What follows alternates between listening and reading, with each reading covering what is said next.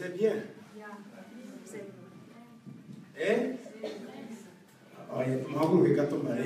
Levez-vous, je voudrais vous voir. Vous allez bien. Élevons nos mains un peu. You are Alpha and Omega. We worship you, our Lord. You are worthy to be praised. You are Alpha. You are Alpha and Omega. We worship you, our Lord. You are worthy to be praised. We give you all the glory. We worship you, our Lord. You are worthy to be praised. We give you all the glory. We worship you, our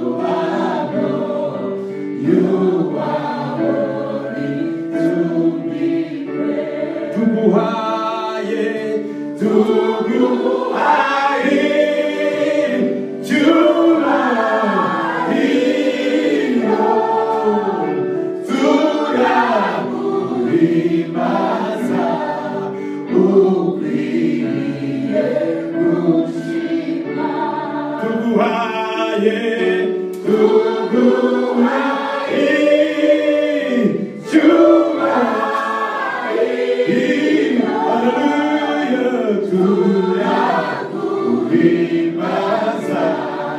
praised.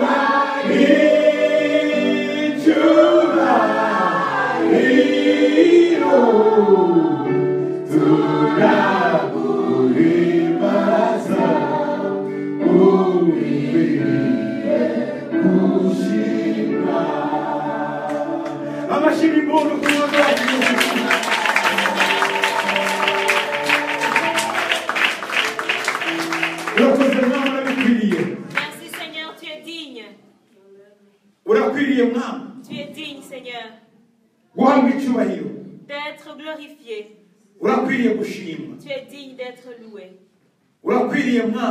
Tu es digne, Seigneur, d'être exalté.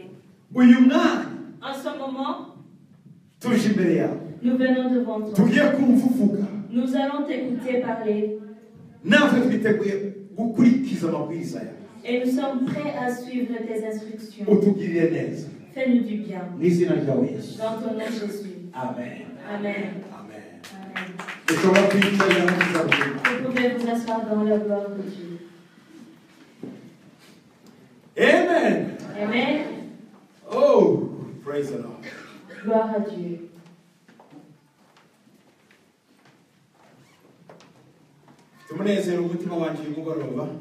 Mon cœur est rempli de joie ce soir de vous revoir.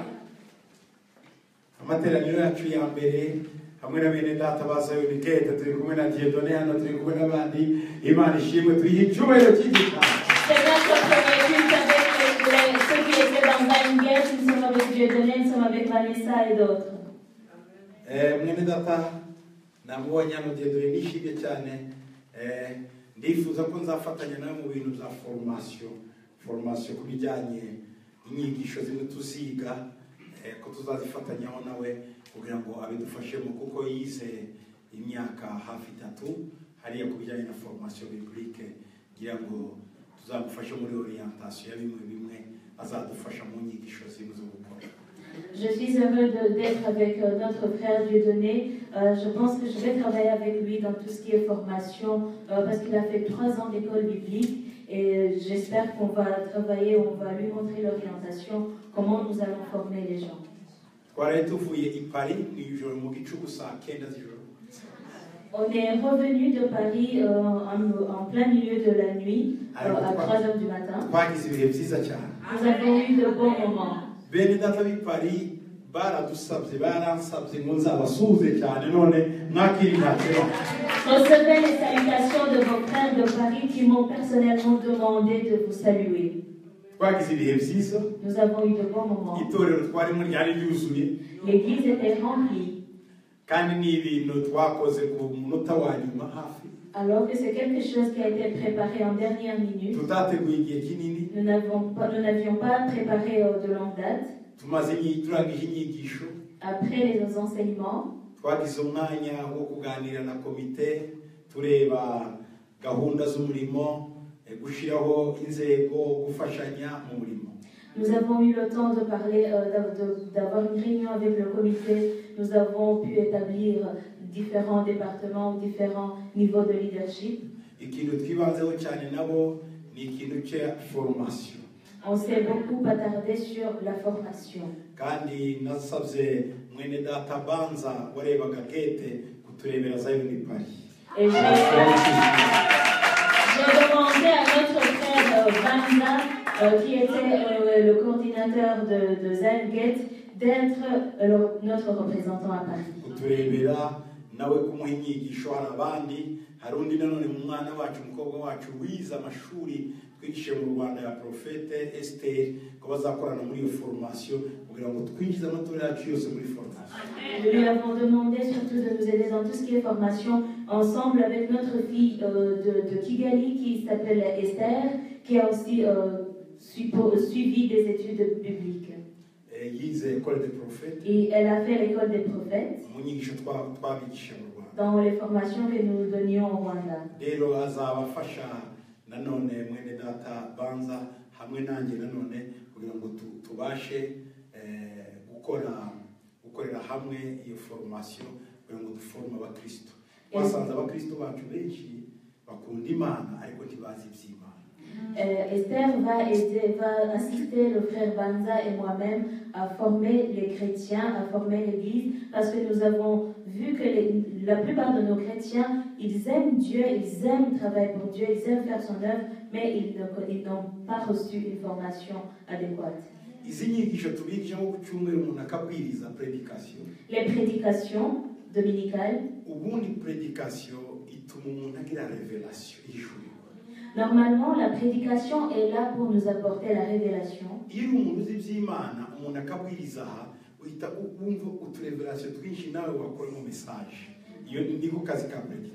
Normalement, quand tu es quelqu'un qui a compris ou qui comprend les choses de Dieu et qu'on prêche, c'est là que tu reçois des bribes de révélation. C'est ça la mission de la prédication.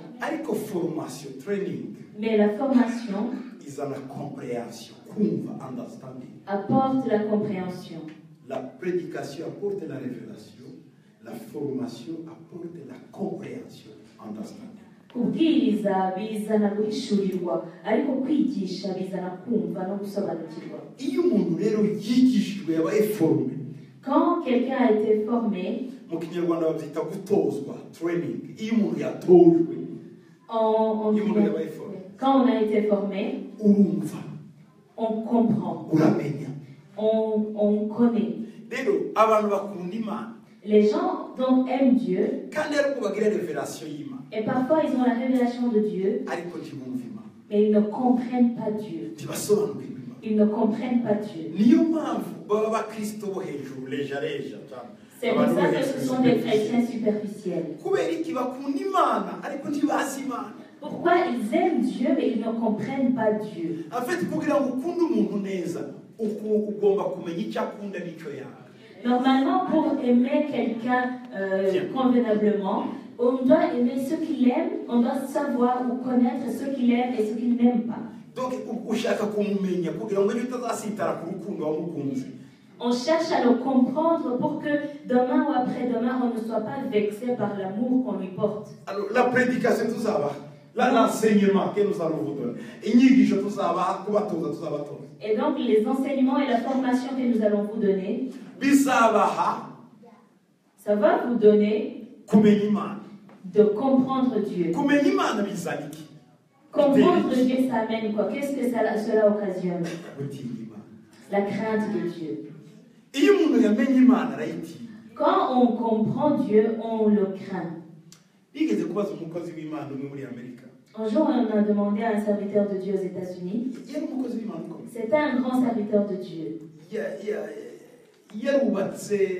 yarubatse ahantu hanini cyane, afite amahoteli, afite ibiki, donc afite show kuri televiziyo, abantu bamukurikirana ku isi yose. Bukeye aza kugira ibibazo by'imisoro, ibibazo by'abagore, banamufunga n'umugore we. Il avait construit son institution, il avait bâti de grandes choses. Il avait un show télévisé, il avait des hôtels, il avait de grandes églises. Mais un jour, il a eu des problèmes avec les femmes, des problèmes avec les taxes, et on l'a emprisonné avec son épouse. Je suis allée dans les ruines où il avait travaillé. Il y a des hôtels de 5 étoiles qui n'ont jamais été achevés. ikintu kinini abana bashobora kuva ku isi yose b'abakristo baza gukoreramo nka Orlando bya Disneyland. Il avait construit quelque chose qui ressemblait à un parc d'attractions comme on voit Disneyland. Donc byarapfuye. Et cela n'a jamais abouti. Amazu meza bari barakubatse kuko abantu bazaga ku isi yose kureba iyo ministeri ye, batangira kubaka amahoteli n'amazu menshi. Ibyo byose byari muri ruine, byahindutse heritage américaine. Igihugu cy'Amerika kirabifata bihinduka heritage. Parce que les gens venaient de partout dans le monde pour aller admirer ce qu'il avait construit. Il avait donc dû construire de belles maisons, des hôtels pour les touristes qui venaient le voir. Et maintenant que son projet n'a pas abouti à cause des problèmes qu'il a eu avec l'État, cela est tombé dans le domaine public et c'est devenu l'héritage public de l'État. Il a été emprisonné. Il a eu une grande sentence. Et sa femme est morte entre-temps. Je crois qu'elle est morte de cancer dans la prison. Et les journalistes sont allés le voir. Ils lui ont dit, homme de Dieu, avec tout ce que tu nous as appris à la télé, qu'est-ce qui t'est arrivé? Est-ce que tu n'étais pas vraiment sauvé? Il leur a dit non. J'aimais Dieu, mais je ne craignais pas Dieu. J'aimais Dieu, mais je ne le craignais pas.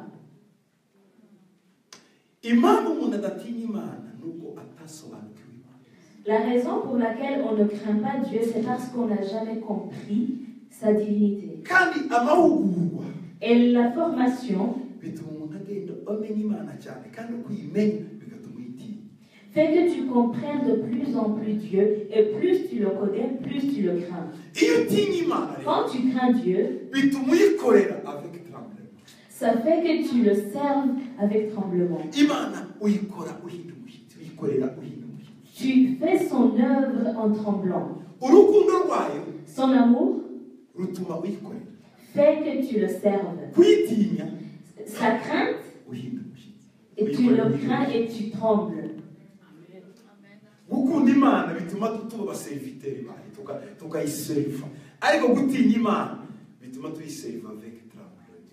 L'amour de Dieu fait que nous soyons ses serviteurs, que nous l'aimons, mais la crainte de Dieu fait que nous le servions en tremblant.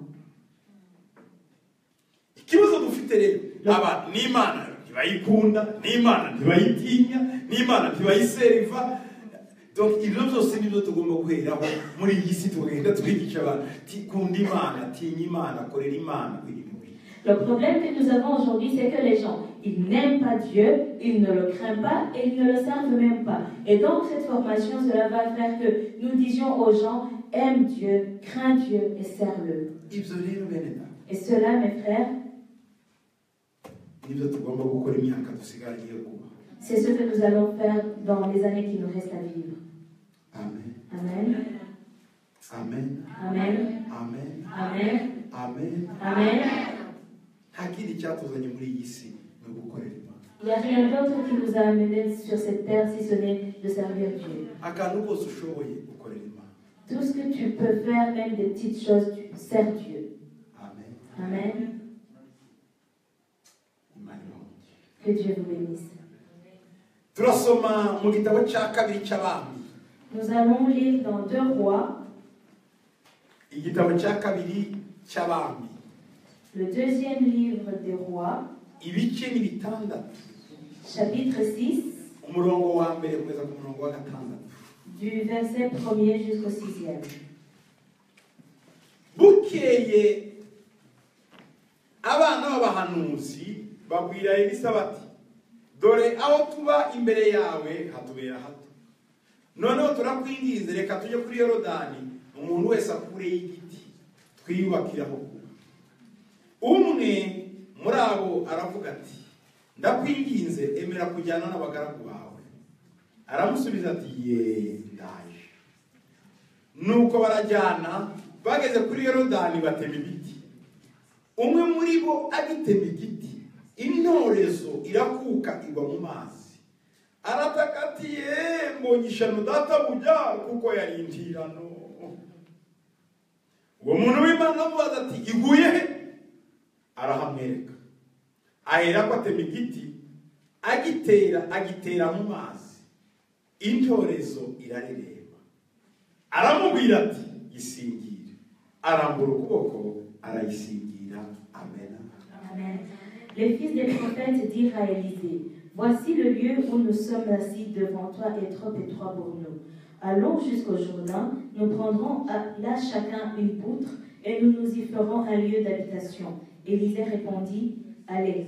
Et l'un d'eux dit, consens à venir avec tes serviteurs. Il répondit, j'irai. Il partit donc avec eux. Arrivé au Jourdain, ils coupèrent du bois. Et comme l'un d'eux abattait une poutre, le fer tomba dans l'eau. Il s'écria, ah, mon Seigneur, il était emprunté. L'homme de Dieu dit, où est-il tombé?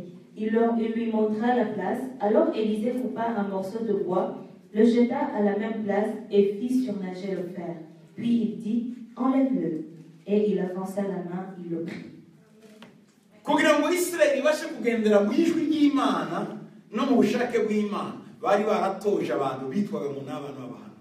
Pour qu'Israël puisse marcher suivant la voie de Dieu et suivant ses pas, ils avaient entraîné ou ils avaient formé un groupe de jeunes gens qu'on appelait les enfants des prophètes ou les fils des prophètes.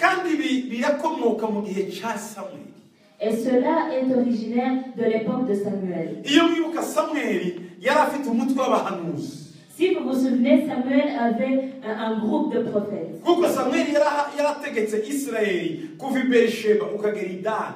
Parce que Samuel régnait sur Israël de Beersheba jusqu'à Dan. Beersheba,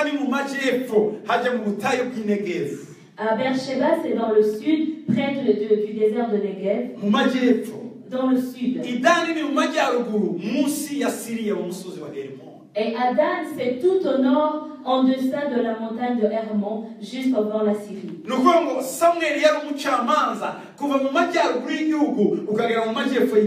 Cela veut dire que Samuel était le juge du pays du nord au sud.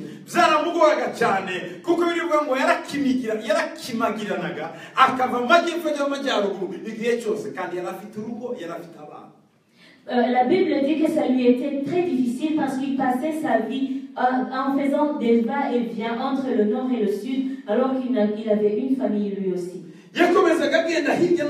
Il partait ici et là. Quand on lit dans le premier livre de Samuel, le 3e chapitre, 19e verset. 1 Samuel 3, 19. Jusqu'au 21. Samuel arakura. Uwiteka abana nawe. Ntiyakunda ko agira ijambo na rimwe rya Samuel rigwa hasi. Nuko Abisirayeli bose uhereye i Dani ukageza i Beersheba bamenye ko Samuel yarundukiye mu buhanuzi bw'Uwiteka. Maze Uwiteka yongera kumubonekera i Shilo kuko yajyaga yiyerekera Samuel n'ijambo ry'Ishilo kandi ijambo rya Samuel rigera ku Bisirayeli bose. Samuel grandissait, l'Éternel était avec lui et il ne laissa tomber à terre aucune de ses paroles. Tout Israël, depuis Dan jusqu'à Beersheba, reconnut que Samuel était établi prophète de l'Éternel. L'Éternel continuait à apparaître dans Shilo, car l'Éternel se révélait à Samuel dans Shilo par la parole de l'Éternel. Uruko Samuel yagendaga hirya no hino Israeli yose ayizenguruka kandi akora y'umurimo. Et donc, vous comprenez que Samuel passait sa vie en allant gauche à droite, du sud au nord, en propageant la parole de Dieu. Ibice birindwi Samuel wa mbere ku murongo wa 15 n'uwa 17. Le chapitre 7, 1 Samuel, 15e verset au 17e. Samuel wa mbere karindwi 15 ku 17. 1 Samuel 7, 15 à 17. Nuko Samuel aba umucamanza w'Abisirayeli iminsi yose yo kubaho kwe.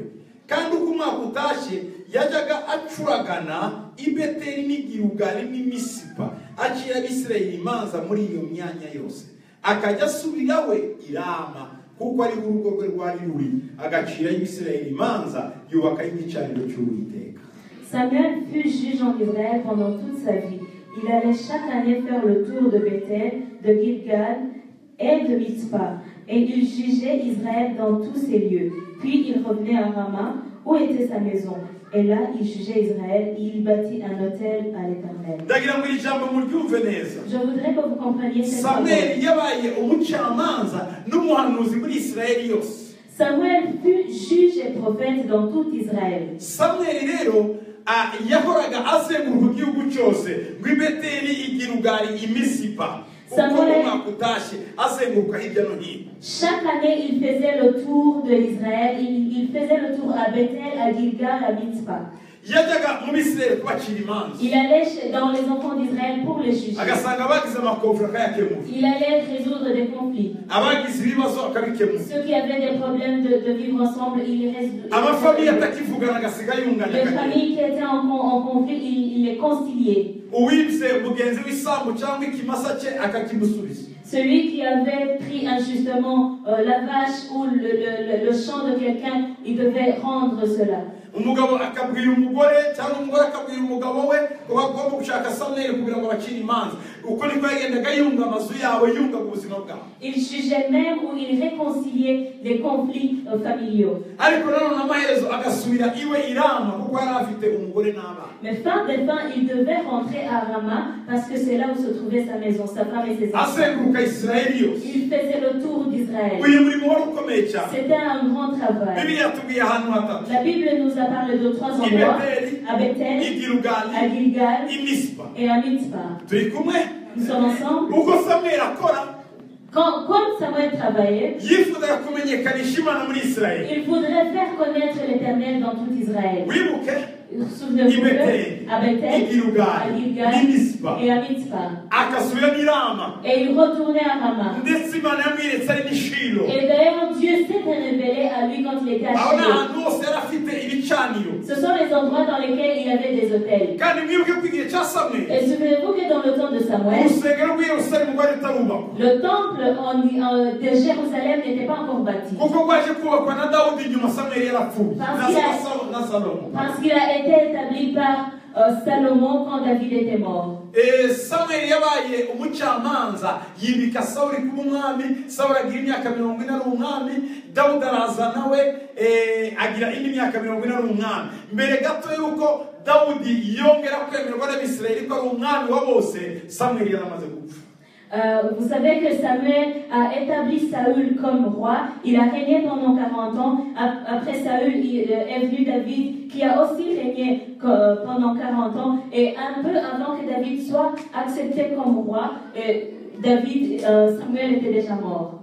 Et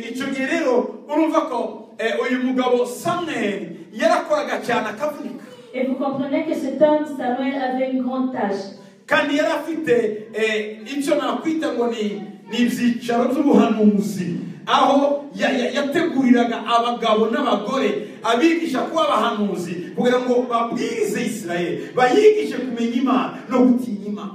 Et je peux vous dire qu'il avait des endroits qu'on pouvait appeler des sièges de prophètes ou des sièges de prophétie, où il faisait des formations, il entraînait des fils de prophètes pour qu'ils deviennent des experts dans cette manière de délivrer la parole de Dieu. Parce qu'il s'est retrouvé seul. Et il a voulu préparer la relève. D'où est-ce que c'est venu? C'est venu de Moïse dans le désert. Vous vous souvenez de Moïse? Vous vous souvenez de Moïse? Il a dit, Dieu, je n'en peux plus, l'œuvre est grande et je suis seul.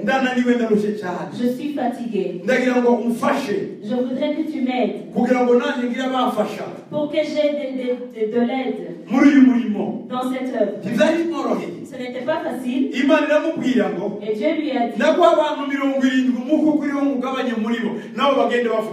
je vais te donner 70 personnes et je vais leur donner de l'esprit qui est en toi et ils vont commencer à évangéliser ou à propager la parole. Et Dieu lui a donné cet esprit. Et tous ont commencé à parler en langue et à prophétiser. Parce qu'il avait dit, Seigneur, j'ai besoin qu'eux aussi ils prophétisent. J'ai besoin qu'ils soient remplis de ton esprit. Et Dieu lui a donné 70 hommes. Ils ont commencé à l'assister. Ils ont commencé à faire connaître l'Éternel en Israël. Dieu nous donne son esprit. Mais il voudrait aussi qu'on le partage avec les autres. C'est pour ça que Dieu nous donne d'être parents, nous donne de donner naissance aux enfants qui nous ressemblent. Les enfants qui ont notre ADN, qui ont notre sang. Ce sont les enfants que ta descendance te ressemble. Cela vient d'Éden.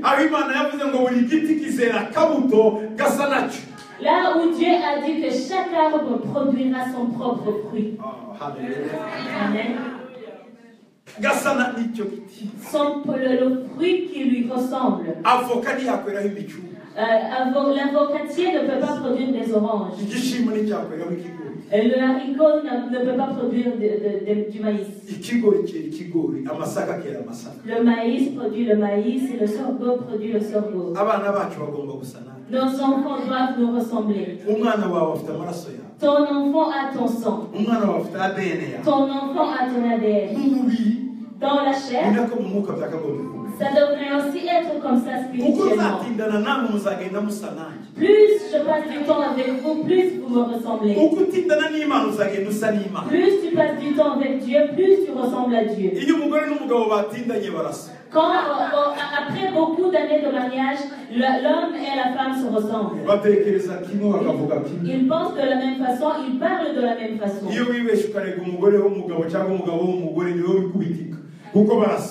Quand tu veux avoir deux ennemis, tu vas reporter quelque chose au mari ou aux femmes contre son conjoint. Ou l'enfant et le parent. En Kinyarwanda, il y a un adage qui dit, si vous voulez deux ennemis, dis à l'enfant que sa femme est sa maman est sorcière. Si tu veux avoir deux ennemis, dis à l'enfant que ta maman est sorcière. Que ce soit la maman va te détester et l'enfant va te détester aussi et tu auras deux ennemis. Pourquoi? C'est le fruit de ses entrailles. C'est son sang. Ce sont ses gènes. Gloire à Jésus. Donc il a voulu établir comme Moïse en avait. Samuel a voulu avoir un tel groupe. Dans le chapitre 10 de Samuel,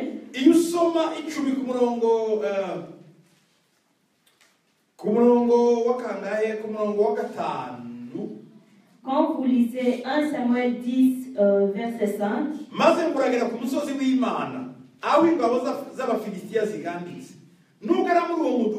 urahurireyo n'umutwe w'abahanuzi bamanukana na Nebelu n'ishako n'imyirongo n'inanga bibagiye imbere bava mu rusengero rwo kukanunga urasanga bahanura. Après cela, tu arriveras à Gibea Elohim, où se trouve une garnison de Philistins. En entrant dans la ville, tu rencontreras une troupe de prophètes descendant du haut lieu, précédés du luth, du tambourin, de la flûte et de la harpe, et prophétisant eux-mêmes.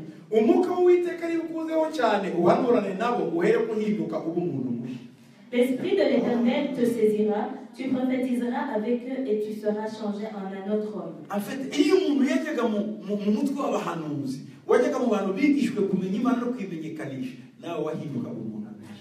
fait, quand on intégrait ou quand on approchait le groupe de prophètes, on était saisi par cet esprit de propager la parole de Dieu, de connaître la parole de Dieu, et on était changé en un autre homme. Ça m'étonne.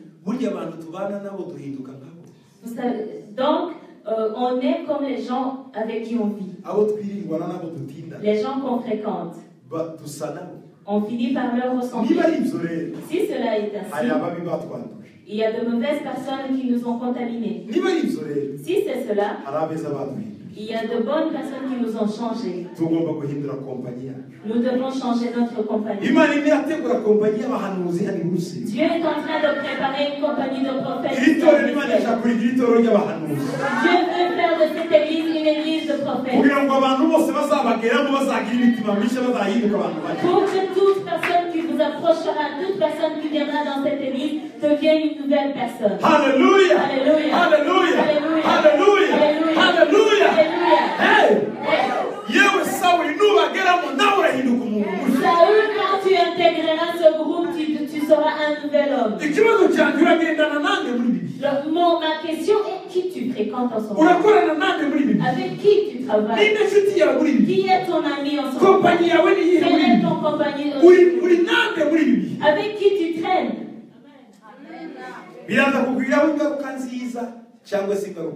Cela aura une bonne conséquence ou une mauvaise conséquence pour toi. S'il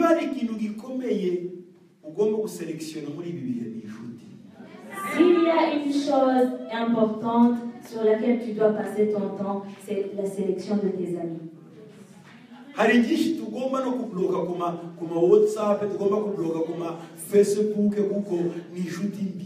Il y en a même qu'on devrait bloquer sur le WhatsApp et sur le Facebook parce que ce sont de mauvais amis.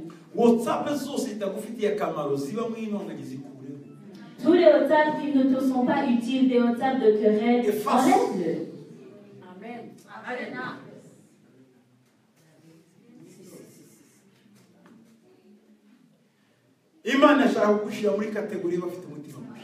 Dieu veut te mettre dans la catégorie de ceux qui ont un cœur nouveau.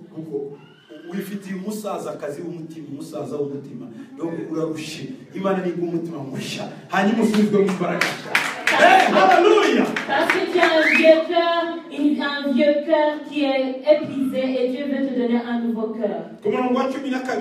Verset 12.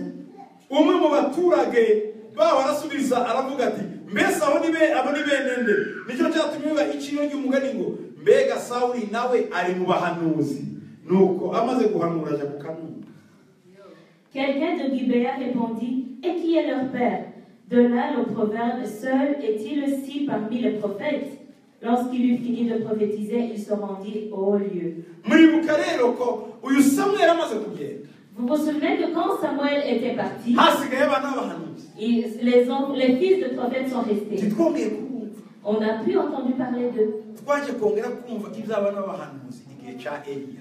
On a encore entendu parler des fils de prophètes à l'époque d'Élisée.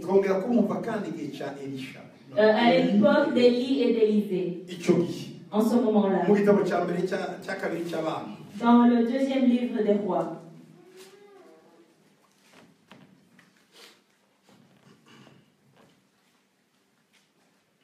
Igice cya mbere igice cya kabiri pardon deuxième chapitre igihe Uwiteka yendaga kuzamura Eliya ngo amujyane mu ijuru amujyanye muri Serwakira Eliya ahagurukana na Elisa i Gilugali muri Gilugali ya Samweli ahantu muhakomeze Lorsque l'Éternel fit monter Élie au ciel dans un tourbillon, Élie partait de Gilgal avec Élisée. Vous vous souvenez de Gilgal de Samuel? Retenez son nom, un jour je vous en parlerai. Vous savez combien de temps s'est écoulé entre Élie et Samuel? Entre Élie et Samuel, il s'est écoulé une très longue période. Une très longue période. La période de Samuel, vous savez, Saul est venu, David est venu, Salomon est venu, Jéroboam est venu, Akaz est venu, jusqu'au règne d'Akab. Il s'est passé 600 années. Bethel, Gilgal, ça veut dire quelque chose. Okay. Elia abwira Elisa ati ndakwinginze sigara hano kuko Uwiteka ndumye Beteli. Uribuka kandi Beteli igihe cya Eli. Élie dit à Élisée, reste ici, je te prie, car l'Éternel m'envoie jusqu'à Bethel. Souvenez-vous de Bethel au temps de Samuel. Est-ce que Bethel vous évoque quelque chose? Il y a très longtemps à l'époque de Jacob. Il y a très longtemps à l'époque d'Abraham. Quand Abraham a quitté la Mésopotamie en Irak,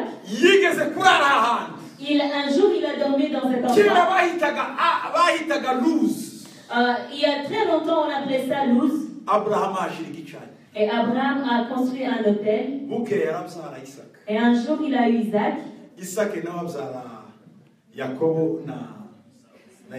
Isaac a eu Jacob et Esaü. Et 200 ans s'étaient écoulés. Et quand Jacob s'est enfui, il est arrivé à Bethel. Il s'est endormi sur une pierre. Par accident.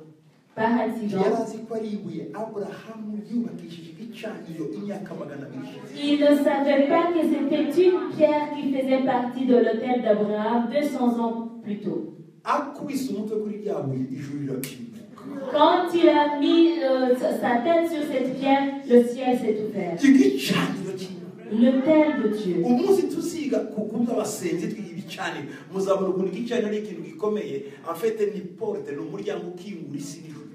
Le jour où nous allons avoir des enseignements sur l'autel des prières, vous allez comprendre que l'autel des prières, en fait, c'est une porte entre le ciel et la terre.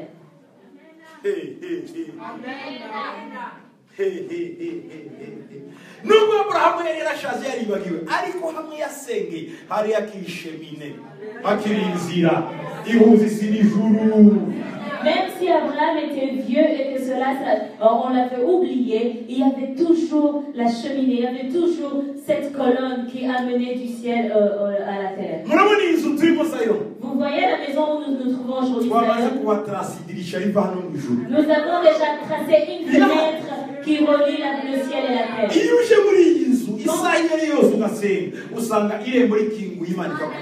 Quand tu viens dans cette maison, peu importe l'heure, tu trouves une fenêtre qui t'est ouverte, qui t'amène au ciel.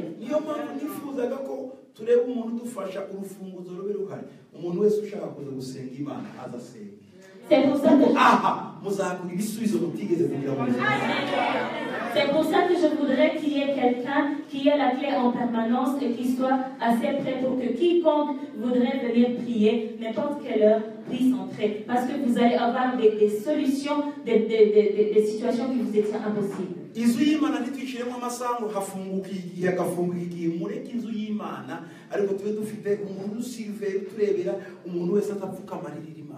ahamagara Imana ye murebe ko ahatari ikirere gikomeye n'ijuru hari rezo y'ijuru illa babwira n'ukuri kuba bagize icyago cy'Imana.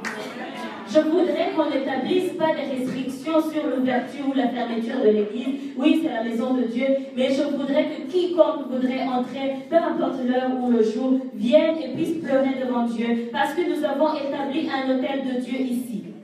ziko mutinya ngo buriya se n'abarozi nibaza tuzagira gute abarozi se banyana n'abandi bakeneye ijuru reka baze bazazana shemine y'ijuru Imana ibabwire kuko ahangaha ntare muri kuzimu rihari aha ni ngo ijuru icyo azahasanga ni ijuru.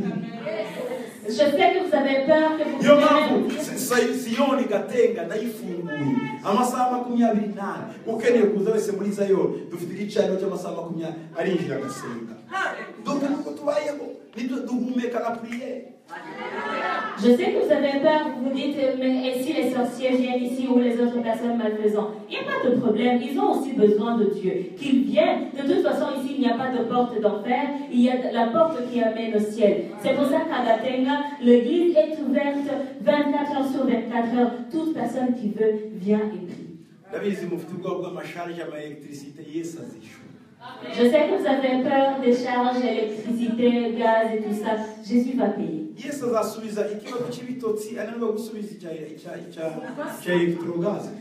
te répond et te redonne le sommeil, est-ce qu'il aura du mal à nous donner de l'argent pour payer Electrabel? Donc, hari ibintu bimwe bene data tutagomba gutinya ahantu hari igicaniro hubane nawe nuzaza utweterwa na kwaserera wabuze ibitotsi byawe dushakisha umuntu ukambakambe ugera nushaka uzane kamatero uzugasasa usinzira bya bitotsi wabuze wawe mu rugo harara mu bitagangurirwa n'imbeba n'ibiti biguzeguruka mu mutwe uze uryama usizire mu gituza cy'Imana kiraha muri igicaniro cy'Imana nurangiza uzuke mu gitondo umeze neza aha ni izuburuki.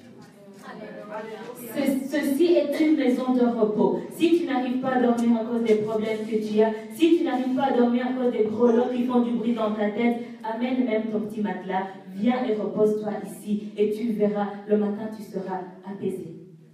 Les gars, Belgique aussi bimenye ko hari idirisha ry'ijuru akakazu kabagata wagira ngo ni banke baje kubikuza ngo cyangwa kubikisha. Si toute la Belgique,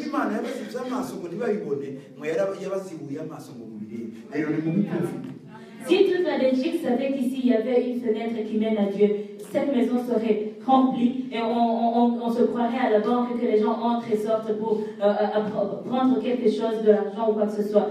Mais vous, Dieu vous a fait grâce, il vous a ouvert les yeux et vous avez su que ici était la fenêtre qui mène au ciel et donc profitez-en. Seigneur, aide-moi à délivrer mon message parce que j'ai beaucoup à dire.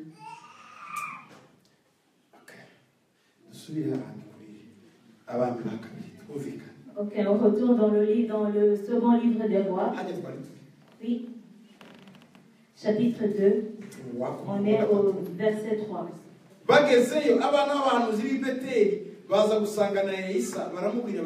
aho uzi ko uyu munsi witeka agiye gukuraho shobuja ndagira ngo mbiri ijambo abana biki babahanuzi. Les fils des prophètes qui étaient à Bethel sortirent vers Élisée et lui dirent: sais-tu que l'Éternel enlève aujourd'hui ton maître au-dessus de ta tête? Je voudrais que vous reteniez cette parole, les fils des prophètes. Eliya arongera aramubwira ati Elisa ndakwingiza sigara hano kuko Uwiteka ntumye Yeriko. Élie lui dit: Élisée, reste ici, je te prie, car l'Éternel m'envoie à Jéricho. Écoutez le troisième point. Gilgal, Bethel et Jéricho. La référence, on la trouve dans l'époque de Josué. La première cité que Josué a conquis, c'était Jéricho.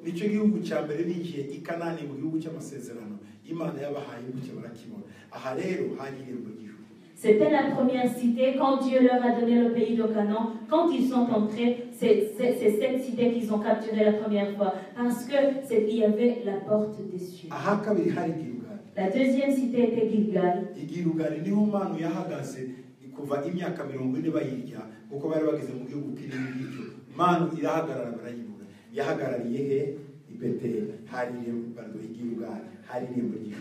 C'est à Gilgal que la manne s'est arrêtée de tomber. Ça faisait 40 ans qu'ils mangeaient de la manne, mais quand ils sont arrivés à Gilgal, la manne s'est stoppée. Pourquoi? Parce qu'ils étaient arrivés dans un pays fructif. Élie, Quand il était sur le point d'établir l'école des prophètes, yarebye aya masite strategique ko ari atatu. il a considéré ces 3 sites stratégiques. I Beteli, Bethel, référence ya Abrahamu na Yakobo. dans la référence chez Abraham et Jacob. I Yeriko, Jéricho, aho Yoshua yafashe ubwa mbere. la première cité conquise par Josué. I Gilgali, Et Gilgal, aho bakebeye abana b'abahungu bose kandi aho manu yahagaze. là où la manne s'est stoppée et là où on a circoncis tous les garçons. Yari yashizeho abo bana. Il avait mis tous ces petits Hari garçons. amashuri atatu igihe cya Eliya. Il y avait 3 écoles à l'époque d'Élie. Amashuri yigisha abantu kumenya Imana. Des écoles qui apprenaient les gens à connaître Dieu. Amen. Amen. Référence rero kuri Samuel. Référence à Samuel. Samuel nawe yari afite aya mashuri. Samuel aussi avait ces 3 écoles. Yari ayifite i Beteli, Il avait une école à Bethel. akagira irindi i Gilgali, Il avait une école à Gilgal irindi yari ayifite i Misipa. et à Mitzpah. Aya yari amashuri atatu. Il avait 3 écoles. Aha hose bashyiragaho abanyeshuri, buri muntu mu gihe cye muri generasiyo ye yafataga site specifique agashyiramo abantu azatureninga azigisha kugira ngo bagende babwira abantu kumenya Imana. Chaque grand prophète à son époque établissait des écoles dans des sites stratégiques pour entraîner les gens ou pour former les gens à connaître Dieu et à le faire connaître. Igihe rero Eliya agiye mu ijuru, Quand Élie est allé au ciel, Elisha yaraje akomeza aya mashuri. Élisée est venu continuer ses écoles. Ba bana baramusekaga Ses enfants se moquaient de lui agenda inyuma ya Eliya. quand il était tout le temps derrière lui. Wari uzi ko agenda uyu munsi? Il disait, ah, tu sais qu'il sera enlevé aujourd'hui. Umuceceke ndabizi. Il disait, taisez-vous, je sais. Muranseka none ariko ejo nzabategeka nzabarekiteri iwanyu. Vous vous moquez de moi aujourd'hui, mais demain, je vais être votre recteur. Asigaranye umwitero wa Eliya. Quand il a gardé le manteau d'Élie, Araza aca kuri Yorodani. il est venu, il est arrivé au Jourdain. Yorodani yayindi Yoshua yambukiyeho kera hadi. Le Jourdain que Josué avait traversé il y a très longtemps avant. Niho Eliya yambukiye ajya hakurya. C'est le même endroit que Élisée a traversé pour aller de l'autre bord. Élie. Elisha agarutse nawe. Quand Élisée est revenu, Abana bahanuze baramwitegera ngo reka turebe ka gasaza ko harako kamuka Yorodani. Eliya yagiye turareba uko kameze. les enfants, les fils de prophètes l'attendaient au tournant, ils le disaient, on va voir le petit homme vieux chauve, comment il va faire maintenant qu'Élie n'est plus là. Araza afata umwitero wa Eliya. Il a pris le manteau d'Élie, Awukubise kuri Yorodani. il a frappé le Jourdain. Imana ya Eliya irihe? Il a dit, où est le Dieu d'Élie? Yorodani icika mu bicu. Le Jourdain s'est séparé. Ariko niba hari uruzi rwasufure mu buzima ni Yorodani. S'il y a un fleuve qui a souffert dans sa vie, c'est le Jourdain. Umuhanuzi wese yakoreragaho experience. Chaque prophète devait faire ses expériences sur le Jourdain. Yorodani yaragowe. Jourdain a vraiment vécu. Ariko Imana yaje kuyishura indishyi y'akababaro Yesu ayibatizwa. Mais Dieu l'a récompensé et Jésus s'est fait baptiser dans ce fleuve. Aho wakubitiye niho Yesu akiza. Là où on t'a frappé, c'est là où tu seras sauvé. Gloire à Jésus. Oh, hallelujah! Alléluia. Hallelujah! Alléluia. Hey! Abantu b'abahanuzi bamurebye. Quand les fils de prophètes l'ont vu, Akubise umwambaro ukizemo kabiri. quand le Jourdain s'était séparé au cou du manteau d'Élie, Uzi ibyo bavuze? tu sais ce qu'ils ont dit? Ngo turabyemeye umwuka wa Eliya wamubwiye. Maintenant, nous savons que l'esprit d'Élie est en lui. Baratangara babana. Ils se sont étonnés. Ibice bibiri ku murongo wa 15. Le verset 15, Maze babana donc n'abami ba kabiri 15. 2 Rois, 2e chapitre, 15e verset, Reba kuri 14. au 14e verset. Genda wamwiterewe Eliya ataye awukubita amazi avuga ati Uwiteka Imana ya Eliya iri he?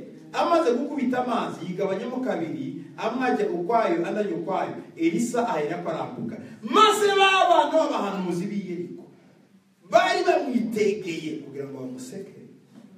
Bamubonye baravuga bati yo c'est fini. Umwuka wa Eliya ari muri Yesu.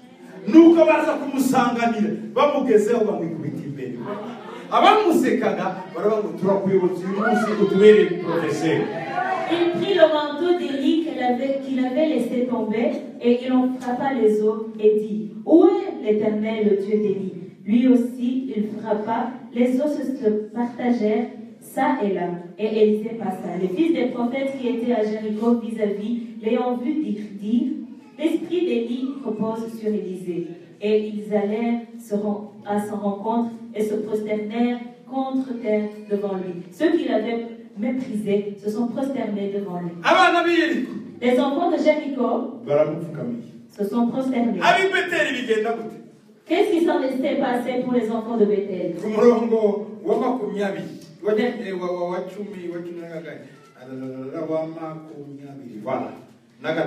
Au verset 23. Bukeye avayo ajibeteli urumva suriya handi naho donc yatangiye gufata sasa ya mashuri igiye ripasize ababwiye bafite muke bugufi ndazambigisha uko bahanura nuko bigisha abantu azamutse ku ishuri ry'Ibeteli arazamutse ageze i Beteli akiri mu nzira azamuka haza abahungu bavuye mu mudugudu baramuseka baramubwira bati zamuka wa munyaruharawe zamuka wa munyaruharawe abana babaye impunguzi kuva kera arakebuka arabareba abavuma mu izina ry'Uwiteka nuko haza idubu ebyiri z'imbore zivuye mu ishyamba zitemagura abahungu 40 n'ababiri bo muri bo yarabahaye isomo imukire na profeta arahava i Karumeli ava yasubiye i Samariya nawe atangira kuzenguruka Isirayeli yose. Il monta de là à Bethel et comme il cheminait à la montée, des petits garçons sortirent de la ville et se moquèrent de lui. Ils lui disaient « Monte chauve, monte chauve !» Il se retourna pour les regarder et il les maudit au nom de l'Éternel. Alors 2 ours sortirent de la forêt et déchaînèrent 42 de ses enfants. De là, il alla sur la montagne du Carmel, d'où il retourna à Samarie. Imaginez-vous 42 garçons. Comment les prophètes sont morts. Ils étaient supposés devenir de grands prophètes. Mais ils ont été tués par un ours à cause de leur mépris.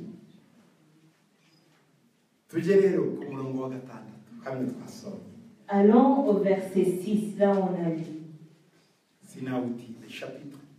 Au chapitre 6. C'est là que vous allez comprendre. 2 Rois, chapitre 6.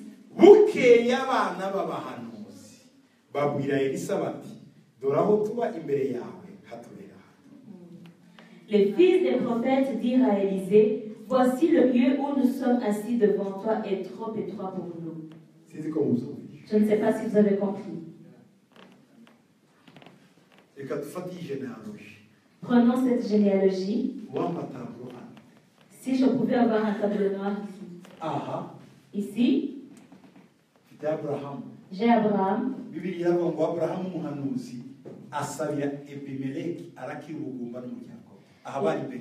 La Bible dit Abraham, le prophète, pria pour Abimelech et fut guéri de la stérilité. Ils étaient à Beersheba. Abraham le prophète.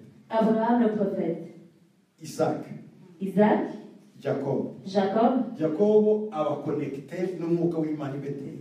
a été connecté à l'Esprit de Dieu à Bethel.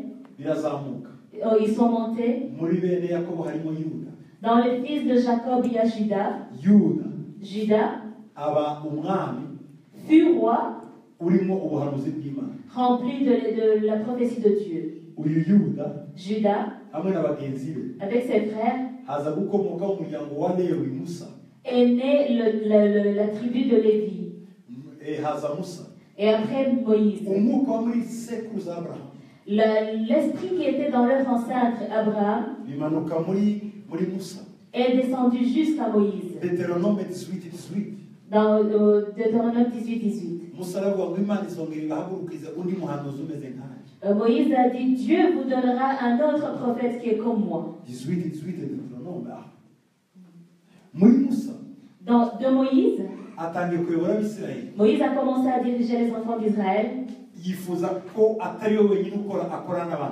Il a voulu ne pas travailler seul, il a voulu avoir des assistants. Il a dit, Seigneur, aide-moi dans cette charge. Dieu lui a dit, je prendrai de ton esprit, de l'esprit qui est en toi, je lui donnerai à 70 hommes. bavuye mu miryango 12 ya Israël. Venant des 12 tribus d'Israël. 12 12. et puis 70. Ni 12. Yesu Jésus yari afite abigishwa 12 avait 12 apôtres bukeye yohereza abantu 70. et ensuite il a envoyé 70 disciples. Igihe cya Musa Dans le temps de Moïse, banywereye ku iriba ryitwa Mara.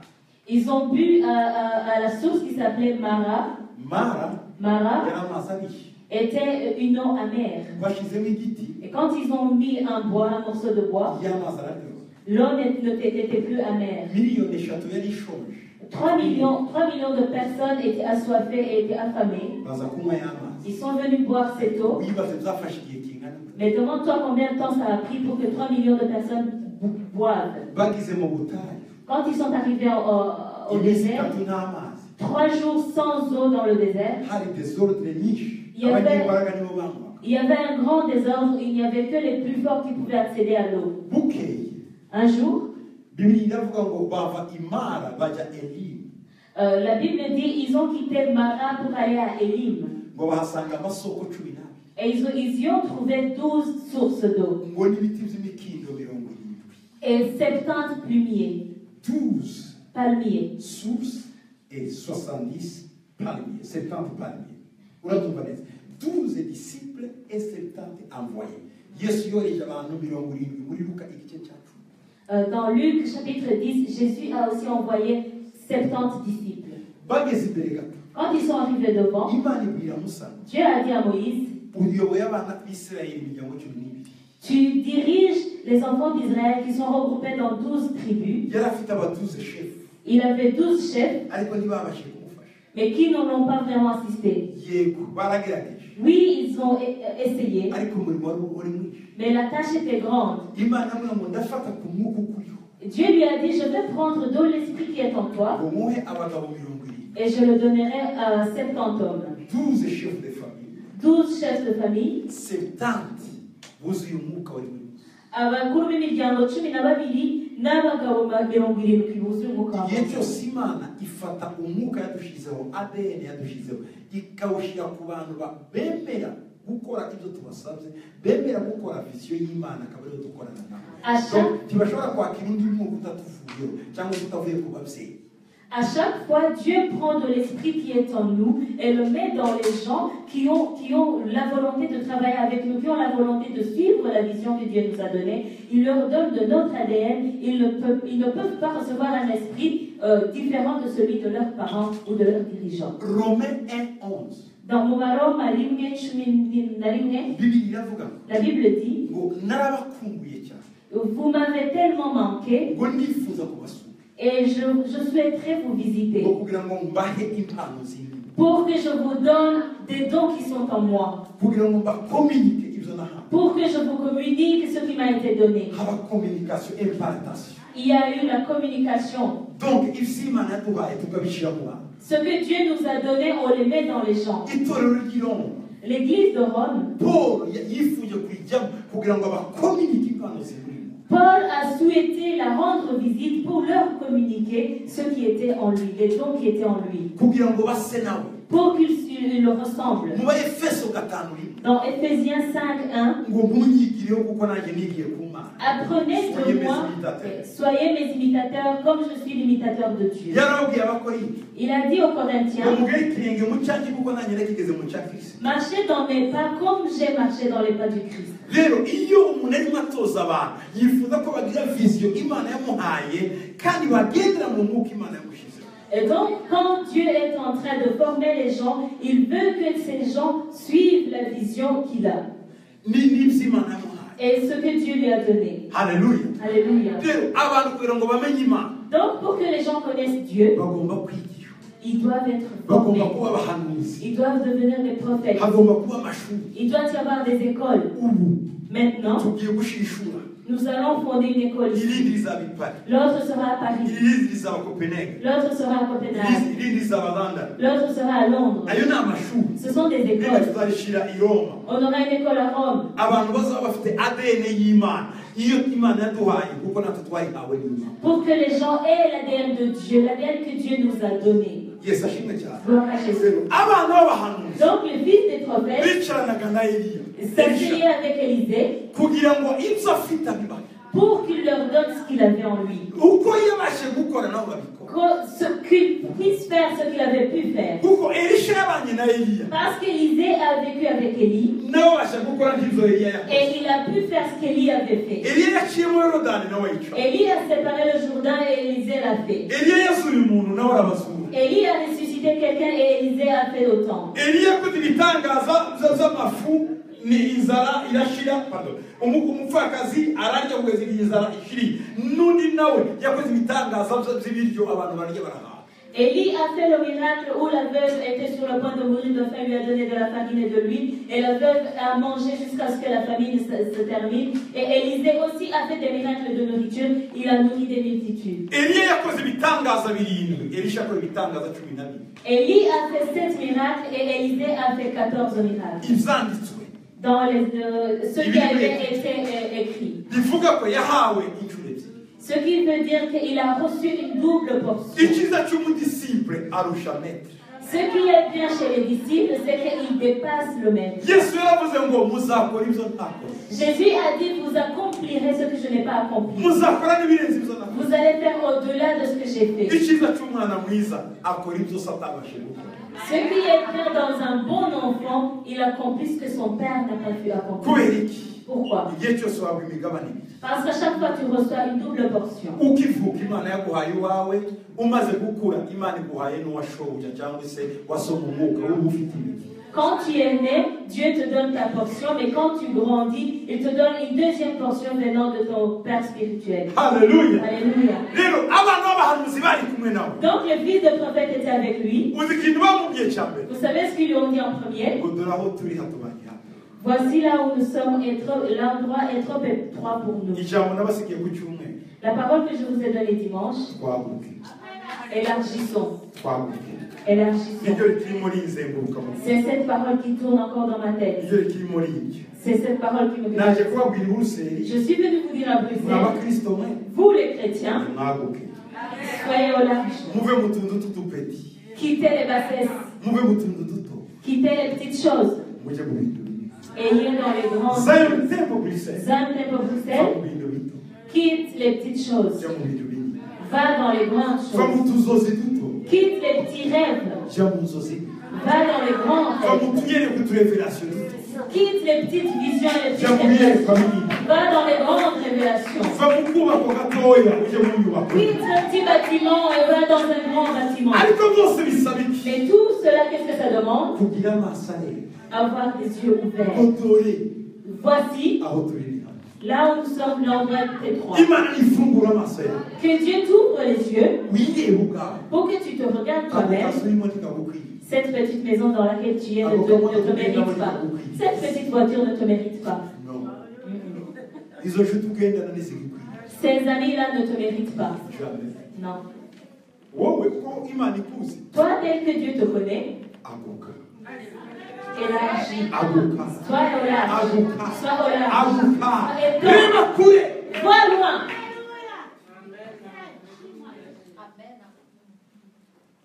Njyewe umuntu unyatira mu buzima ni umuntu uvuga ibintu binini.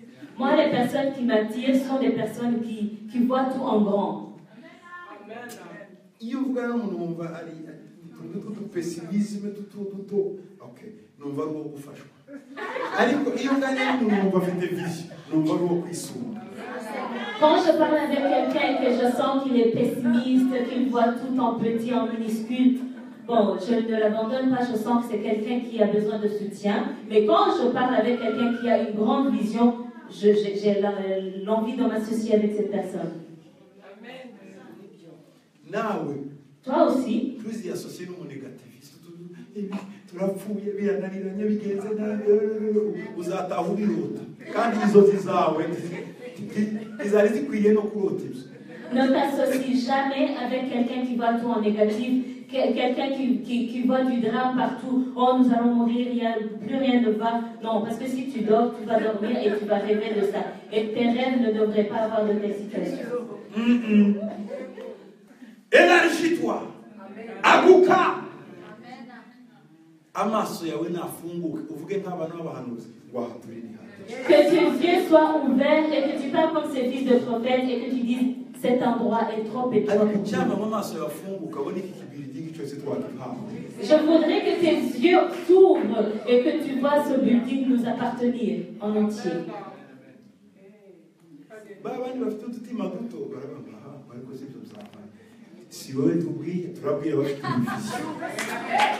Ceux-là qui ont des cœurs étroits vont dire comment est-ce que c'est pas possible, on va jamais y arriver. Bon, on s'adresse pas à toi, on parle à ceux qui ont une grande vision. Baba nibo tuzaho tuza kubafashiriza mukomeze mu mutwe twanyu twebwe bafite vision dukomeze tujye imbere turaza kubafasha nyuma mu isengesho. Ceux-là qui ont des petites visions, vous restez où vous êtes, on va vous soutenir dans la prière et nous on va après parce que nous on va continuer avec ceux qui ont une grande vision. Alors on va revenir pour te rencontrer là où on t'a laissé dans la prière. Seigneur, aide-lui pour qu'il soit qui comprennent des choses qui soient positives. Nous allons prier avec toi après. Imane kumuchato gumahuri turazogusenge reka njane n'abafite amaso yawe. On va avancer avec ceux qui ont les yeux ouverts. Nawe mukurikira kuri televiziyo kuri. Toi aussi qui nous suis à la télé et au Facebook. Et à la radio authentique. Je te dis de t'élargir. Élargis ton intelligence. Élargis tes pensées. Élargis ta maison. Une maison avec une seule chambre à coucher ne te va pas du tout. Les enfants que Dieu va te donner, ta voiture est minuscule. Élargis-toi. Élargis-toi. Que ta carrière s'élargisse. Ce petit bureau de tout Dieu de continent ne te mérite pas. Que tu aies un grand bureau. Élargis-toi. Tu m'entends? Père, je m'élargis. Je m'élargis. Je m'élargis. Hey! Alléluia. Voilà ce qui est une bonne chose. À tout moment, aussi longtemps que ces enfants n'avaient pas les yeux ouverts, Élie n'a rien dit. Il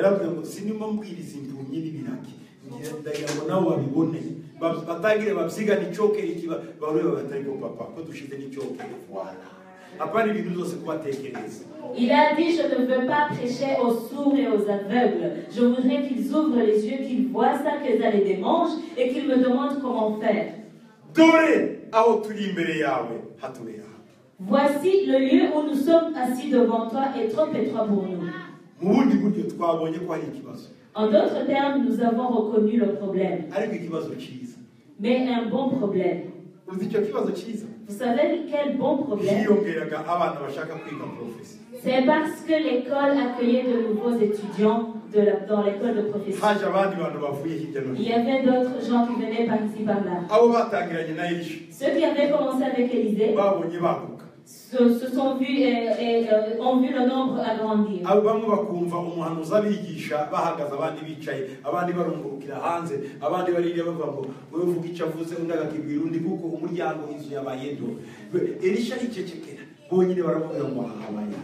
Il n'y avait plus de place, il y en a qui étaient prêchés assis, d'autres debout, d'autres dans les fenêtres, d'autres étaient même derrière Noah et demandaient à ceux qui étaient devant eux de répéter ce que le prophète venait de dire. Et les enfants, Élisée l'a vu, il n'a rien dit, mais les enfants l'ont vu et ils ont dit, prophète, ici c'est devenu trop étroit pour nous. Avant que Dieu ne fasse quoi que ce soit pour toi, il voudrait que tu lui exposes ton problème. Dieu le sait, mais il veut que tu t'engages et que tu parles. Élisée le voyait, mais il a attendu à ce que les enfants le disent.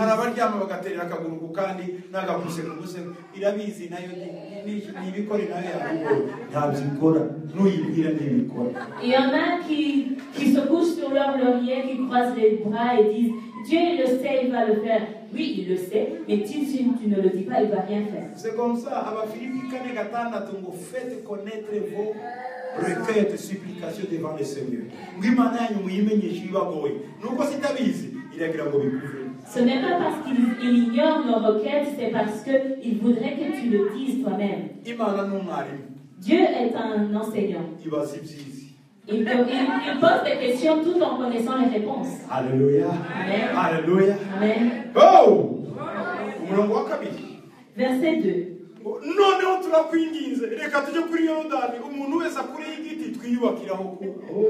Allons jusqu'au Jourdain, nous prendrons là chacun une poutre et nous nous y ferons un lieu d'habitation. Ne sont pas, n'est-ce pas eux qui demandent? Papa. Papa, nous allons aller au Jourdain. Et chaque personne va prendre une poutre. Une poutre? Nous sommes beaucoup. Il y avait beaucoup d'étudiants. Si à Bethel il y avait 42, des gens qui ont été tués par l'ours. Et donc ceux qui n'ont pas été tués par l'ours étaient environ 142. Ils sont venus tous. Ils ont dit, papa, il n'y a pas de problème. Accepte seulement pour que si on élargit cette maison, qu'on soit sûr que Dieu sera aussi dans cette maison élargie. Nous te supplions. Nous allons le faire nous-mêmes.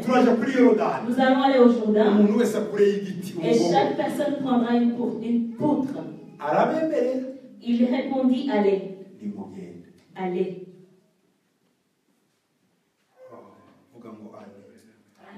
Dites, allez. Dis à tes pensées, va.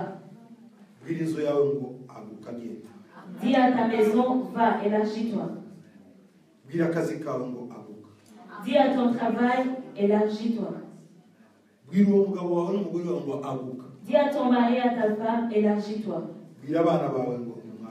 Dis à tes enfants, élargissez-vous.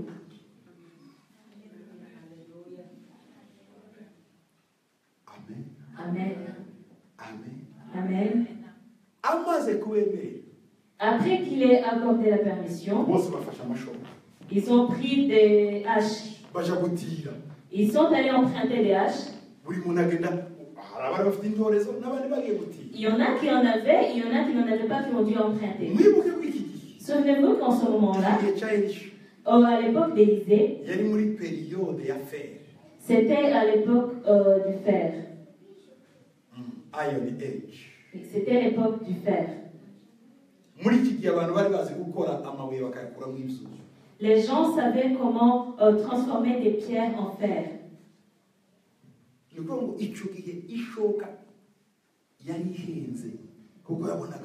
Cela veut dire qu'une hache était quelque chose de très précieux. Ça coûtait cher et il y avait très peu de gens qui en possédaient.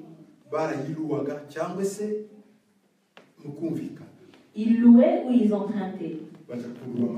Ils sont allés emprunter et louer. Ils sont allés. Quand ils sont arrivés devant, l'un d'eux a dit non.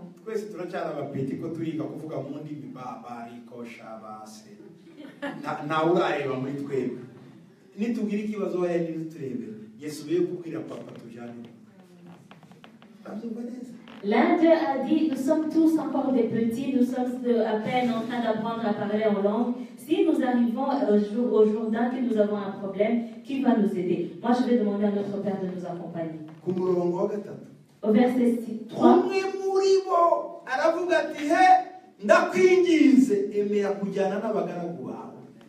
Et l'un d'eux dit, consens à venir avec tes serviteurs. Il répondit, j'irai.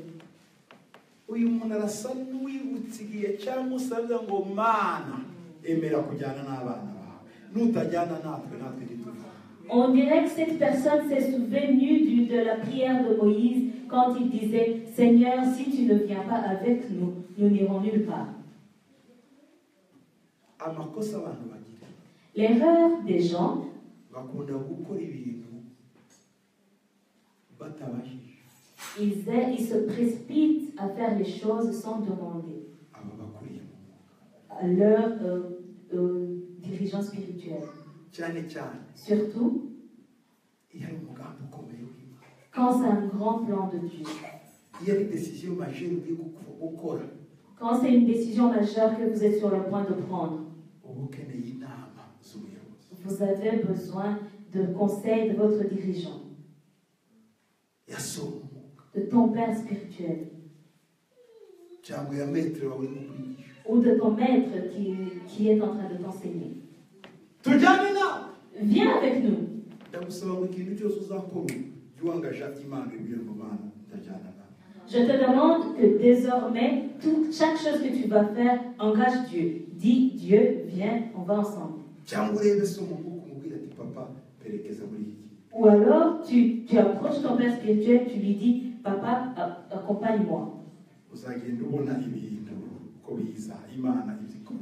Tu verras ce que Dieu va faire avec toi. Vraiment gloire à Dieu. Okay, baragiye ku murongo wa 4 ngo nuko barajya bageze kuri Yorodani batenda ibiti. Au verset 4, il partit donc avec eux. Arrivé au Jourdain, ils coupèrent du bois. Les disciples avec le maître, le prophète avec les enfants des prophètes, ils étaient ensemble.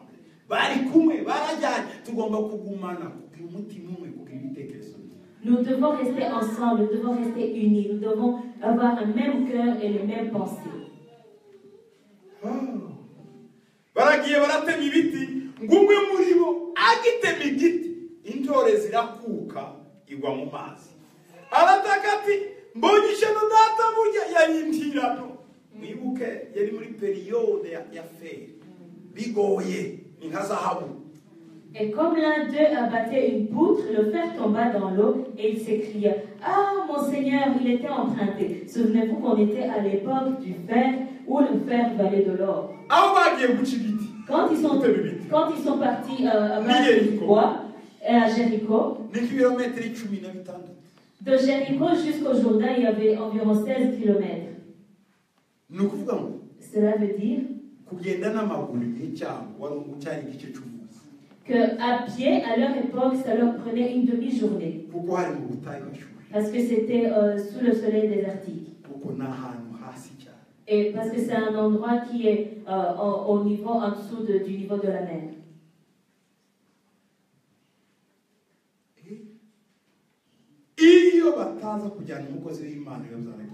S'ils n'étaient pas partis avec le serviteur de Dieu, qu'est-ce qui allait se passer? Et le Jourdain, à cette époque-là, était un grand fleuve.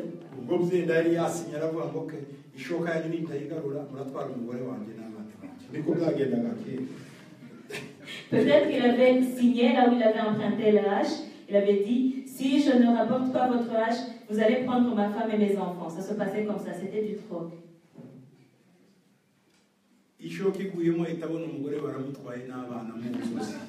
Quand le fer est tombé à l'eau, il a directement vu dans sa tête que sa femme et ses enfants étaient emportés. Mais la chance qu'ils avaient, ils étaient partis avec le prophète. Quand tu arriveras là-bas en avance, la chance que tu auras, c'est que tu seras parti avec l'homme de Dieu, ou avec Dieu. Nous rencontrons des problèmes au quotidien, mais la chance que nous avons, c'est parce que nous sommes avec Dieu. Ésaïe 42, 43, 2. Quand tu passeras par des eaux, tu ne seras pas submergé, je serai avec toi. Tu ne seras pas submergé, je serai avec toi. Quand tu passeras par le feu, je serai avec toi. Imagine-toi si tu passes par le feu et que Dieu n'est pas avec toi. Tu vas être brûlé et consumé. Mais si tu es avec Dieu, le feu ressemble à l'eau.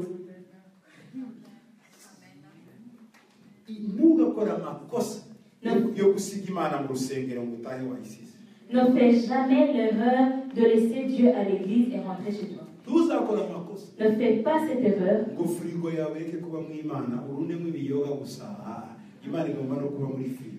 Ne fais pas l'erreur de remplir ton frigo d'alcool tout simplement et ne pas mettre Dieu dedans.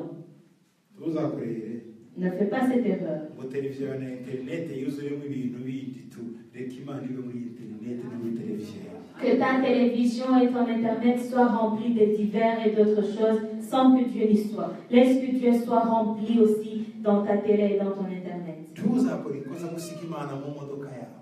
Ne fais pas l'erreur de laisser Dieu dans ta voiture. Tuzagire rero yo gusiga imana mu mugabo wawe mu mugore wawe. Umuntu muri kumwe wese mbere yo gufata urugendo nawe babwira ati reka dusenge.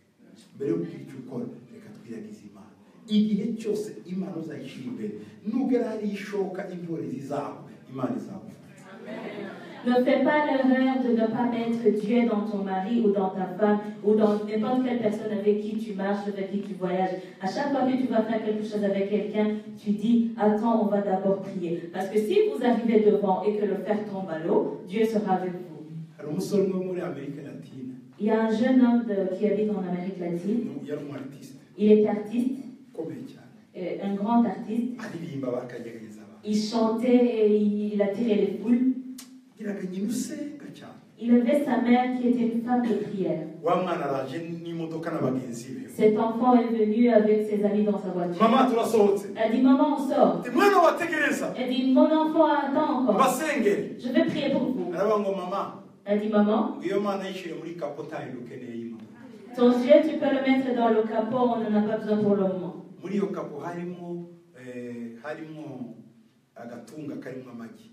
Dans le capot, il y avait un panier d'œufs. Les œufs.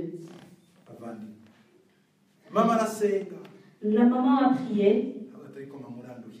Elle a dit, maman, tu me fatigues. L'enfant a dit, Seigneur, n'écoute pas les prières de ma mère, va plutôt dans le capot parce que là, ici, on n'a pas besoin de toi. C'est une histoire vraie. J'ai oublié son nom, mais je l'ai dans mon ordinateur.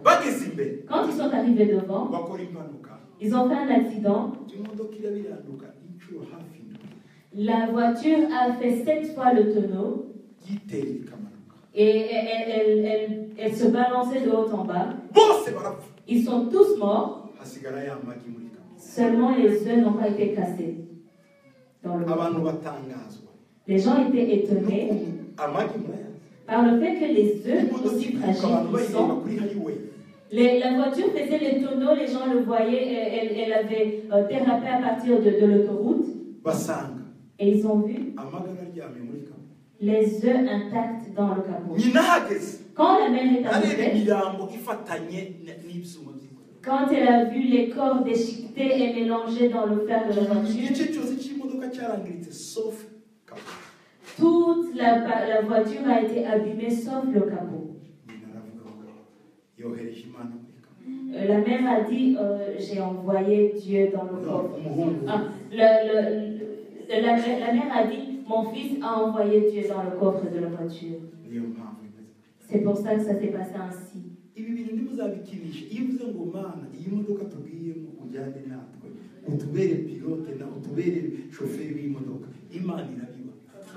Ne rigolez jamais avec ces choses-là. Quand vous prenez la voiture et que vous dites, Seigneur, sois notre chauffeur, Seigneur, sois avec nous. Dieu devient réellement votre chauffeur.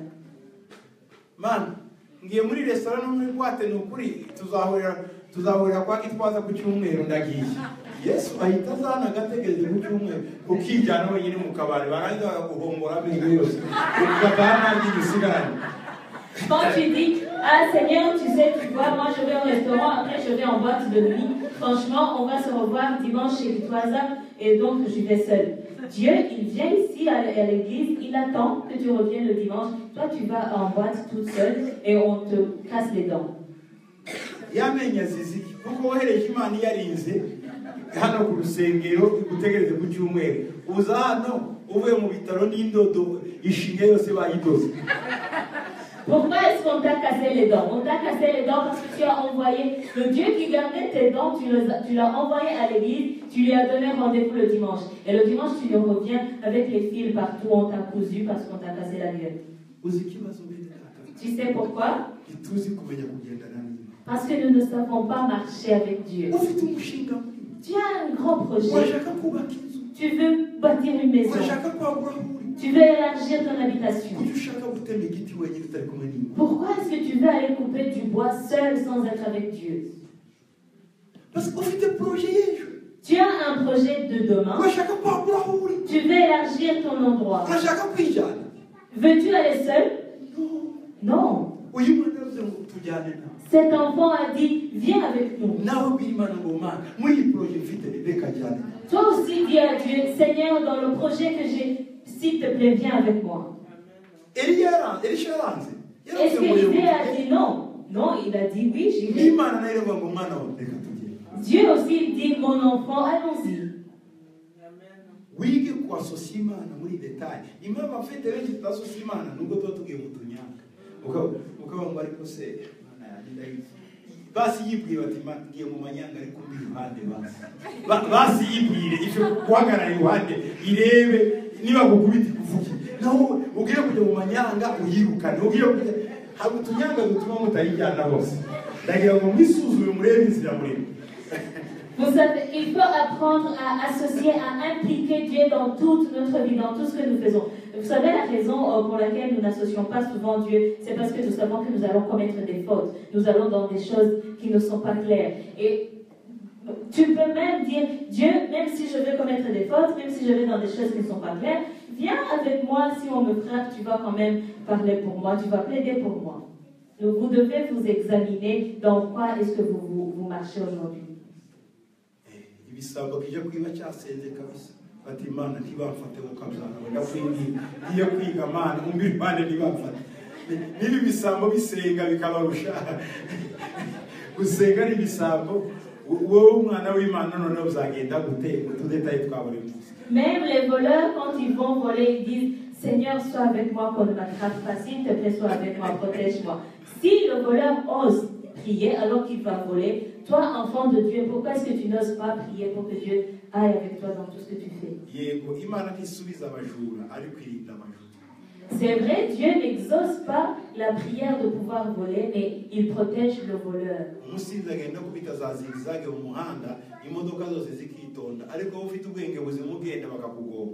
Donc abasinzi burya nabo Imana igenda ibaveye agenda kubita zigizage marayika agahagarara imbere yakubita marayika w'umurinzi akarira ngo Mana we ntapfe atarihana. Niyo mpamvu abasinzi barindwa, niyo mpamvu indaya zirindwa, niyo mpamvu baje mu mabwata agenda akagaruka amahoro nuko hari marayika murinzi akomeza yinginga Imana ngo Mana ntarihana mwihangane.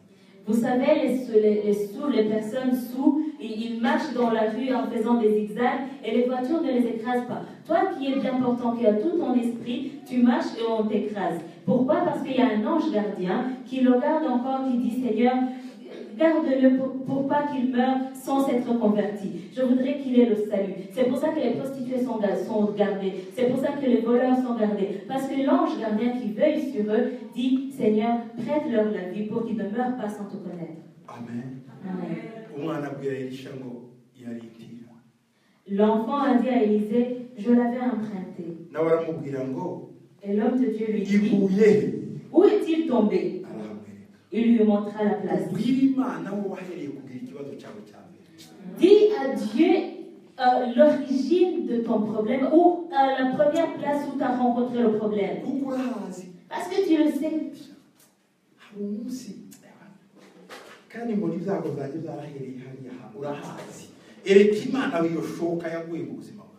Tu sais très bien où les choses ont commencé à déraper, où les choses ont commencé à prendre un mauvais tournant. Tu peux montrer à Dieu là où ton frère est tombé. Et c'est là que Dieu veut travailler. Dieu veut rectifier le tir. Souvenez-vous d'où tu es tombé. Et retourne dans ton premier amour. C'était dans l'église d'Éphèse. Souvenez-vous d'où tu es tombé. Toi aussi, souviens-toi où ton frère est tombé, ton frère emprunté. Et si tu montres à Dieu cet endroit, il va faire quelque Bibiliya chose. iravuga ngo arahamwereka. La Bible dit il lui montra la place. Yo, haleluya. Ngo aherako atema igiti Alors Élisée coupa un morceau de bois, agitera mu mazi, le jeta à la même place intore zirareremba. et fit surnager le fer. Voilà, Faire surnager, le fer. le fer ni ibintu bitabaho physiquement, iruhande ibaho. Icyuma nikireremba harerembaga agapapye n'igiti. Dans la physique, le fer ne peut pas surnager. Peut surnager un morceau de bois ou du papier. Avec ton Dieu, Ariko n'Imana yawe tu peux défier des lois naturelles. ushobora Les lois naturelles doivent se défier. ushobora guhiga amategeko y'ibintu ukuntu bigenda mu buzima busanzwe, icyuma kikareremba hejuru y'amazi. Quand tu es trop cartésien, ceci ne peut pas, cela ne peut pas. On nous a appris ceci, à l'école c'est comme ça, biologiquement c'est comme ça, physiologiquement c'est comme ça, physiquement c'est comme ça, même ciellement c'est comme ça. Non. Il ne faut pas croire qu'avec ton intelligence. Ntukagerageze gushyira ibintu byose mu bwenge kuvuga ngo ariko si ubundi biko bitabaho ngo mu buzima busanzwe ntabwo bigenda gutya, mu miterere y'umuntu ntibigenda gutya, mu miterere y'ibinyabuzima ntibigenda gutya, mu miterere y'isi ntibigenda gutya. Shaka kumva ibintu byose mu bwenge bwawe. Dans la nature spirituelle, il y a des choses que tu ignores. Il y a ce qu'on appelle le miracle. Hari ibyo bita ibitangaza. Ibitangaza. Si tu marches avec Dieu, tu verras des miracles. Des choses que tu penses impossibles deviendront possibles. Des choses que tu dis que tu es incapable de faire, tu vas le faire. Avec Dieu, le fer surnage. Avec Dieu, ta vie peut retourner à la mode et recouvrir sa valeur. On peut encore t'apprécier comme dans le temps passé. Alléluia! Alléluia! Hey! Vous savez ce qu'il a fait? Il a jeté un morceau de bois.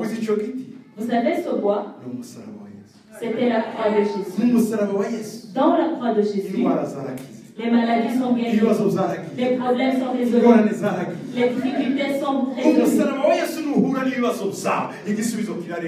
Quand la croix de Jésus va rencontrer ton problème, la solution va surnager. Alléluia! Alléluia! Son bois, c'est la croix. Là où il y avait la malédiction, il y a eu la bénédiction. Là où il y avait la maladie, il y a eu la bonne santé. Là où il y avait le mépris, il y a eu la gloire. Là où il y avait la peur, il y a eu la confiance. Là où il y avait la haine, il y a eu la mort. L'amour. Il y a un morceau de bois qui va être jeté dans ton problème. Je le vois sur la montagne. Cet arbre, ce morceau de bois. Toi seulement montre la place où il y a ton problème. Parce qu'il a dit à la croix, tout est accompli. Amen. Amen.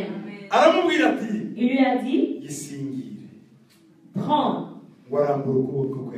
Il étendit la main et il le prit. Prends ta santé. Saisis ta guérison. Saisis ta richesse. Saisis ton foyer. Saisis tes enfants. Saisis tes bénédictions. Saisis ton élévation. Saisis tes dons spirituels. Saisis ta joie. Saisis ta paix. Alléluia! Alléluia! Alléluia! Alléluia! Alléluia! Alléluia! Cet enfant, c'est pas écrit dans la Bible. Mais moi je pense que il est allé voir son compagnon. Dit merci. Merci d'avoir demandé au vieux de nous accompagner. Quand le temps viendra, tuzabwira abatuzanye mu gakiza ngo warakoze kunzana hariya. nous dirons aux gens qui nous ont amenés à Jésus, merci de m'avoir amené ici. urakoze ko wandangiye hariya. Merci de m'avoir enseigné cet endroit. Bizari ibibazo byabagize. Parce que les problèmes sont devenus les solutions. Bizari bigoye byarashobotse. Ce qui était impossible est devenu possible. Bizari binaniranye byaraciyemo. Ce qui était difficile est devenu facile. Imana ibahumurishe. Que Dieu vous bénisse. Amen. Amen. Tuzagusenga. Nous allons prier. Tuhaguruke dusenge Imana. Levons-nous et nous allons prier.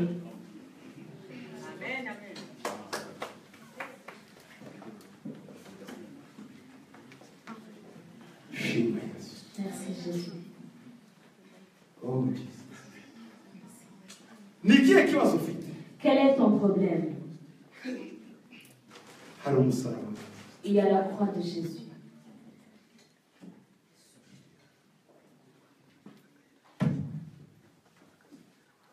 Ku musaraba wa Yesu byose byararangiye. À la croix de Jésus, tout a été accompli.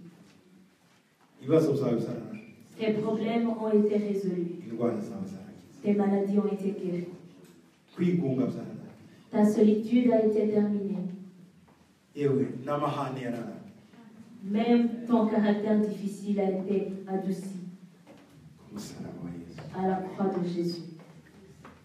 Ku musaraba wa Yesu. À la croix de Jésus.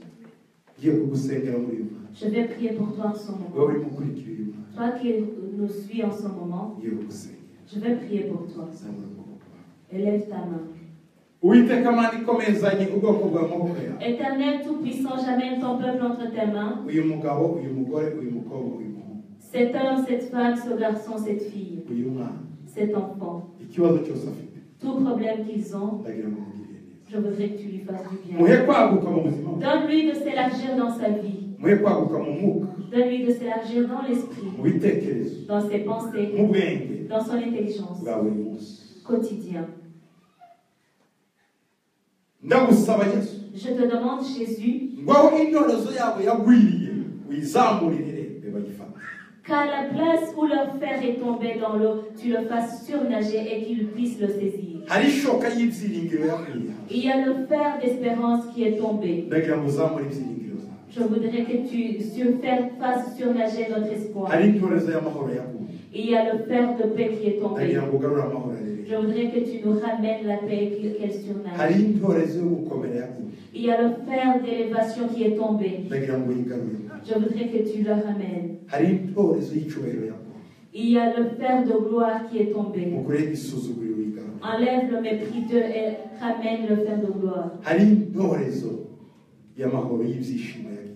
Il y a le fer de bonheur qui est parti. Ndagira ngo umugarure ibyishimo. Je voudrais que tu ramènes le bonheur. Hari intorezo y'ubukire yaguye. Il y a le fer de richesse qui est parti. Ndagusaba ngo uyigarure. Je voudrais que tu le ramènes et qu'il surnage. Nagure muri byose. Élargis-le Mu buzima bwa buri munsi. dans toute la vie de tous les jours. Umukorere ibitanga. Que tu lui fasses des miracles. Reka amahoro yawe Mana. Laisse que ta paix Reka descende. ubwiza bwawe. Laisse que ta gloire. Uhereye uyu munsi. À partir d'aujourd'hui, N'iteka ryose. éternellement, Tuzi ko ubikoze. nous savons que tu vas le faire. Turabigushimiye. Nous te remercions Ko tugaruriye ibyacu parce byose. que tu nous ramènes ce qui avait été parti. Kandi ko twakuriye. Et parce que tu vas nous Mu élargir. izina rya Yesu. Dans le nom de Jésus. Amen. Amashyi y'impundu n'umwami wacu Yesu Kristo. Acclamons célébrer de gloire à notre Seigneur Jésus. Murakoze cyane. Merci beaucoup. Mwicare gatoya Vous umuntu. pouvez vous asseoir une minute.